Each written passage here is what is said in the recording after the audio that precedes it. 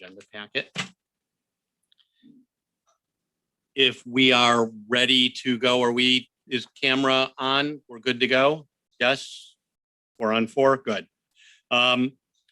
Welcome to the City of Fort Lauderdale Board of Adjustment hybrid meeting of May 12th, 2021. City of Fort Lauderdale is hosting the Board of Adjustment meeting in both a virtual and in-person format. Any member of the public that is interested in speaking before the Board of Adjustment virtually is required to complete the virtual speaker card. The card itself is not virtual, but you would be a virtual speaker. It's an actual card. Any member of the public that is interested in speaking before the Board of Adjustment in person may sign up to speak at the meeting by using the virtual speaker card. Due to COVID-19 distance requirements, there is very limited seating available in chambers. Therefore, we encourage members of the public to participate virtually whenever possible. The public will be able to listen to and view Board of Adjustment meetings at www.fortlauderdale.gov/FLTV, www.youtube.com/City of Fort Lauderdale, as well as on Comcast Channel 78 and AT&T UVerse Channel 99. To speak on an agenda item, please visit, I'm sorry, I'm not going through that entire routine, but you can find it on www.fortlauderdale.gov departments/city clerk/S office advisory boards. To participate in the meeting virtually, registration is required. To register, click the Register Now button and complete the Zoom webinar registration form on the city's website located on the Board of Adjustment page. Individuals who wish to speak will be heard prior to the close of public comment period. If you have trouble signing up, please email Shaquila Crawford Williams at chcrawford@fortlauderdale.gov. Any caller that is unidentified will not be provided with access to the meeting. So please provide your name and address. Note, if you would like to share a document, please upload that document when submitting a request to speak. Participants and all board members, please remember to mute your phones and/or computers. Those of you who are joining on as board members don't need to mute all the time. If you are not speaking, and silence your devices so we do not hear interference. So with that in mind, I call we already got people at the podium and we haven't even started yet. This is amazing. Our chair was late. Our chair was late? Yeah. How did that happen? I call to order the Wednesday, May 12th, 2021 meeting of the Board of Adjustment. If we can do the Pledge of Allegiance.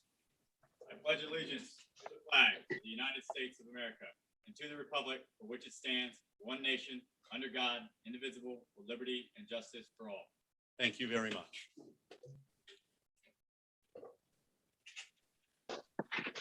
Each of you have received a copy of the minutes of our last meeting. Do I hear a motion to approve? So moved. Second. I've got a motion and a second. I'm going to back up because I, of course, didn't read ahead on the page. And while I called the meeting to order, Bridget, we haven't done a roll call yet. So I want to make sure before we take our first action that we actually do have a quorum. Great idea. Here I go. I thought, Vice Chair Patrick. Here. I'm sorry. I thought we'd do it for once.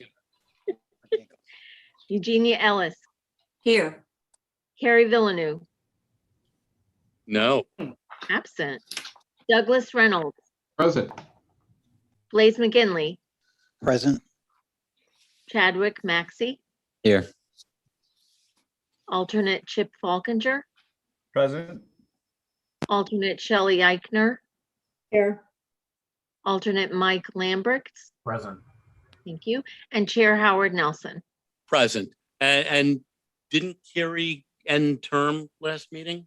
You know, yes, but he's still on the list. I apologize. Okay, which is, I think, how we ended up with Mr. Elfman, as I understand the deal. Did I not? Wait, his term ended? It was supposed, I think Carrie was supposed to end this meeting. We accidentally, or we all gave him a send off last meeting. He figured not to come anyways. Got it. He didn't want two send offs. Do we have a quorum without alternates, or do we need an alternate to keep a quorum? 1, 2, 3, 4, 6. 6 out of 7. 6 out of 7. So we could, if any of the alternates would like to sit. And Shelley, I know you've sat before. Chip, I know you sat before. Mike, have you sat as other than an alternate? I've sat one time. Anybody want to? I'll pick if you guys want me to, but anybody really desiring to? I'll be willing to leave. I was I'll hoping I sit. wouldn't have to phrase it that way, but Chip, Mike, Yeah, As I say, I'm out. what? Chip, I'll sit. say, Mike, you good with yeah, Mike, Chip, if you can move into the rotation, and then we'll just remember who's sitting and who's not. So with that in mind, I go back to requesting a motion for approval of minutes in a second. So I reiterate my motion to approve. Second, And seconded by Patrick. Great. Patrick. Yeah. Any questions, comments, reductions, additions, alignments, deletions? No, all I'll say is have a Hearing good meeting. See you all next month. Shelley, thank you so much. Hearing none, will you, Bridget, call the roll? Certainly. Ms. Ellis, Yes. Mr. Reynolds, Yes. Mr. McGinley, Yes. Mr. Maxey. Yes. Thank you. Ms. Vice Chair McTeague, Yes. and is Mr. Falconer sitting Mr. in, Yes. Mr. Chair? Yes. Okay, Mr. That's a yes. Falconer, thank you. Yes. And Chair Nelson? No, I'm kind of wavering back and forth between yes. Okay. All thank right. you. Minutes out of the way. Do we have anyone signed up from the public to speak on the upcoming item? In that case, I don't need to tell them that they're limited to 5 minutes. Why don't we?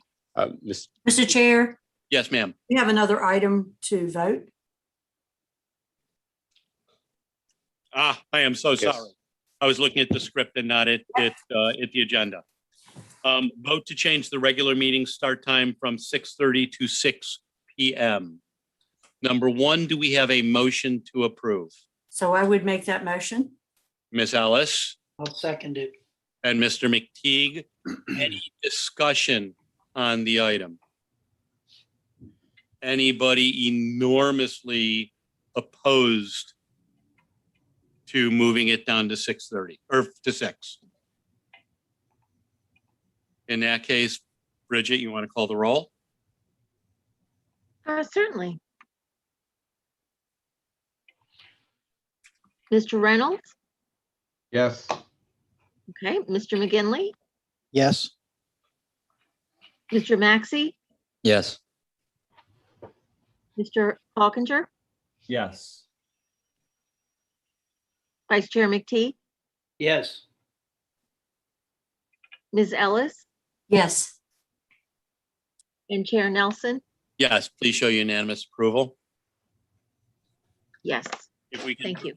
our one case for the evening, PLN BOA 21040001. Before Bridget, I ask you to swear in anybody. Let me walk through disclosures, and I'll start virtually first. Ms. Ellis? Spoke to council and viewed the property. Mr. McTeague? Spoke with council and did a site visit. Mr. Falconer? Yes, the council texted me a few times and I did do a site visit. Great. Mr. Reynolds? Spoke with council. Spoke with council. Spoke with council and site visit. And I spoke with council as well and had a site visit. Bridget, can you please swear in everyone who will be presenting or speaking? Yes, I would just ask you to raise your right hand. And are there any public here to speak? None that we None? know. Okay. Do you swear or affirm that the testimony you give this evening will be the truth and nothing but the truth? Very Okay, good. Oh, Mr. I do. Crush, Now my the mic's floor is on. yours. okay, Thank you, great. Mr. Chair. Can we amp up his mic a little bit? 'Cause I I'm just not- turned it on. I think it was off. Can you hear me now? Not really No? well. The red light is on. I can hear Now- myself. Oh, he's got it. Great, thank you. More treble, we're losing. More cowbell. Okay, let me share. And while you're attempting to share, Mr. Crush, could you tell us how this is any different from the application that we heard 2 months ago on basically the same exact issue? Outside of the fact that it's a different property. Yes, Mr. Chair, it is very similar and except the fact that it's a different unit count and a different property. It is the same in the sense where we want to shield the four corners. They're just in different spaces and will be mounted differently, but same variance request. Got it. Thank you. Jason Crush with Crushel on behalf of the applicant. We're here to seek a variance to section 4719 2Z1 roof mounted structures. I've got a PowerPoint presentation that I've shared. Can you all see that? Yes. Okay, let me start the show. Still see it? Okay. This property, here, I already talked about that. Okay, just to give you a background on the property, and this is the reason why this is similar to another one, Mr. Chair, to your question, is many townhouses in the Victoria Park area that are being redeveloped on these older properties. The ones that have started further back in time seem to be having these issues because of some changes in the interpretation and the application of the roof mounted structure code as it applies to townhouses in the first half of the decade, as well as some energy efficiency changes to the units themselves and the mounting systems. And now, as you can see, this project, the DRC comments were received back in 2015. Project was approved in 16, moved forward through permitting at a slow pace, but moving forward. They received their TCOs in January this year, went for final CO inspections, and that's when the issue was identified. I will share the location of the property is just west of, you can see on the left-hand side of the screen is Holiday Park. You can see the Greek church, and then several blocks in on 17th is the property. It is a new construction 10-unit townhouse project. Here's a zoom in, and I will walk you around the property. I've taken some photos, and then we'll move in later as to what we propose as part of this kind of partial variance request. Taking a shot from where the yellow arrow is, you'll see that this is the roof mounted structure that you can see from this low parapet wall, which was designed and approved by DRC, approved by the building department. And because of the way the setbacks work, we had to put that parapet wall in. It's a large AC handler, and you can see it. This is one of the units we will not be requesting not to screen. It's one we're requesting to screen, so from the public view, and I'll walk you through that in just a moment. You see the yellow looking up from the north, looking north. You can see right under the palm tree, there is a little part of the AC handler unit right there, kind of behind the palm tree towards the front of the building. If you look straight onto the property, you can see that the interior units, because the parapet wall is higher in the front, you cannot see those AC units from the street view except in those two locations. And to give you that idea, we did go down to 8th Street and take a shot from down here looking across the other houses. You can see the back of, it would be the western portion, the southwestern corner, you can see across the top of this other house that's there. We will screen that as well. That is the only location that we could find that you could actually see the equipment that is not the two spaces right on the street. Even looking from 8th Street, looking straight up across the existing structures are there, you can't even see the units at all, even over this one-story structure. So As you all know, 4719.2 requires that there's 6 inches above the top of the mechanical equipment. We have to screen either with a screening system or with a parapet wall. As we've discussed before, and in this case, we've already constructed the building. ACs go in last after the building is sealed up. Not thinking about this as it goes through DRC and goes through permitting, we come into this situation where now, technically under this section of the code, we're required to screen all 10 units and have the parapet wall be 6 inches over the AC units. It's not really doable from a construction standpoint. We have to redesign the whole roof structure, redesign the whole parapet. That's why we're seeking this variance. As you all know, we take some guidance and some intent from this because there is no intent laid out in the roof mounted structures section, but in the rack downtown, the mechanical rooftop equipment should be screens from all grade level views, and that's what we propose to do in this application. Exhibit A, which is similar to the Exhibit A on the previous application, is an aerial shot of the location. You can see that where the AC units are mounted, those are the ones that you can see specifically from 17th Avenue. We propose where the red lines are to put aluminum composite material or the like and mount those in a way that we can not pierce the membrane on these roofs, and so that they won't have water intrusion problems and things like that. We'll have a structural engineer that, and I'll show you some pictures of what that will look like conceptually to screen those AC units from the pedestrian view. If you're not familiar, aluminum composite material, it looks like a high quality material used in a lot of commercial facilities, a lot of architectural, well-designed structures. We'll go back to the angle that is the most visible is this angle looking to the south. What we propose to do now, don't criticize my Photoshop job. I did the best I could, but we propose to put a panel that would be 6 inches above the top of that mechanical equipment system, and it would be a high quality ACM material, ACP material, and mounted so to the sides in a manner that it wouldn't be visible from the street. And meets the wind load criteria? It will be designed by a structural engineer to meet the wind load criteria. Yeah, I can Photoshop, but I can't design it. So same thing, looking from this view, you can see where the unit is right behind to the lower part of that pump. And again, there would be a panel across there. Again, it's going to look better than my Photoshop job, but I'm just giving you a conceptual idea that we will be screening anywhere it's visible from the pedestrian angle. Now, this shot, arguably, you can't see it, but this is just one picture. If you were walking along, you would be able to see that. So we will be screening that as one of the other corners as well.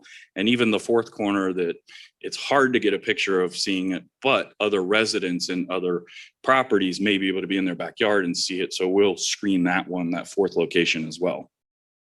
And with that, we respectfully request that you grant the variance as advertised in the notice. It is a maximum of 3 feet 4 inches variance, with the caveat that we will screen the 4 locations as indicated in Exhibit A in the presentation. Perfect. Thank you. Would you like to reserve time for rebuttal if you need it? Any question? I'll be here to answer any questions. We'll find out. Let me open up the public hearing and then we'll go to board questions. Any members of the public who would like to speak on this? Hearing none, let me close the public hearing. Any board member questions? And I'll start with Ms. Ellis. Any questions? I have no questions. Mr. McTeague, None. Mr. Falkinger? Yeah, I just want to confirm. So there was no changes made to these plans. Capitalized petition for writ of mandamus. I'm sorry, Mr. Falkinger. What was it? So there was no changes made to these plans throughout the permit process as far as, or things that came up during the construction process where they lowered that parapet or anything? No, that was the original parapet as proposed in DRC. Now, the AC units may have gotten a little larger, but that's because of the change in energy code. That was, and then we would have submitted the change in spec sheets, but would not have to amend our DRC. Right. And Chip, we're finding this on more than a couple of projects. No, I know. Just a question. That's all. Great. Mr. Reynolds? No questions. Anything? None, Chair. This is Blaise McKinley. The only concern I have is you make reference to the 6 inches high above the topmost surface of the roof mounted structure, which is great. But in your Photoshop, that actually ended up being taller than all the other parapets. And it did kind of, it looked a little jarring. And so I think, an effort should definitely be made to Have it integrate as those low as parapets. possible or make a transition or something. Yeah, and not make it look like it was kind of, but I understand. Again, yeah. That was probably had absolutely. more to do with the Photoshop. Yeah. And we will have Gus Carbonell. These are the clients are with me this evening. The developers of the project did a fantastic job. Gus Carbonell is the architect who couldn't be with us here tonight. He's in Deerfield, but he will be involved in the design aspect. Obviously, he designed the building and he doesn't want it to be like my Photoshop. So, I think that also goes to putting in the fourth one, where even if you're not really seeing it, you don't want 3 screens. right. And now you've got a hole on the fourth one. So that makes sense to me. And I have no questions. Thank you for the comments. Any rebuttal that you need after the questions or any additional presentation? If not, I'll hold for a motion. I would suggest that we get another alternate in for Mr. McGinley. Mike, you want to jump in?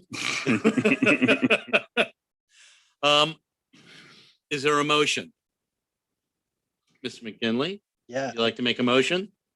sure. I'd like to make a motion to approve case number PLN BOA 21040001 Because it meets the criteria. because it for meets the variance under our criteria code. as noted.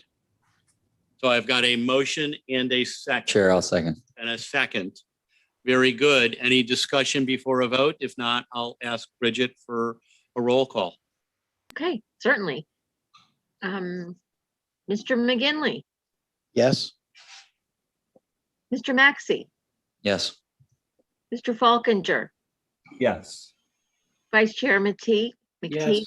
excuse me, Ms. Ellis, Yes, Mr. Reynolds, Yes. Chair Nelson. Yes. Thank you. That is approved. Very good. Thank you very much, Mr. Chair and Board. And if I may, Chiquila did inform me that Kerry Villeneuve was possibly on the board still this evening. So I did reach out and speak with him. While he did have a conflict tonight, he did make the comment that it would have been kind of anticlimactic for him to be here Yeah. tonight as well. So, Exactly. Exactly. but thank you so much. So any communication to the city commission? Not hearing any. Mohammed, anything going on the fence ordinance issue that I know is moving forward? Nothing. We are still in the process of writing and, taking it to the.